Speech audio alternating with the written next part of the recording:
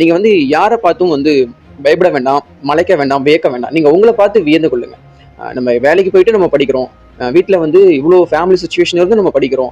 வீட்ல பசங்கள பார்த்துக்கிட்டு உடம்பு சரியில்லாம, ஹெல்த் கண்டிஷன் சரியில்லாம நம்ம படிக்கணுன்ற ஒரு ஆர்வம் நமக்குள்ள கடவுள் கொடுத்திருக்காரு. இது எவ்வளவு பெரிய விஷயம். அந்த சிந்தனை எல்லாத்தையும் செயலாக்கும்போது கண்டிப்பா நமக்கு வெற்றி கிடைக்கும்.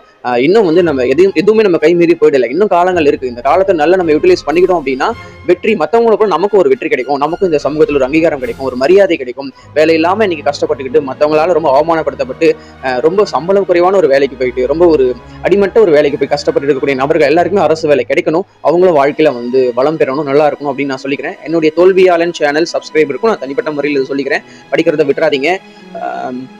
தோல்வியாளன் அப்படிங்கிற இந்த சேனல்லையும் நெகட்டிவா இருக்கலாம். பட் நம்ம போடுற கண்டென்ட், நம்மளுடைய ஸ்பீச் எதுவுமே நெகட்டிவா இருக்காது. நம்பிக்கையா இருங்க. பட் இந்த தோல்வியாளன் அப்படிங்கிறது எனக்கு பர்சனலா பிடிச்சிருக்கு.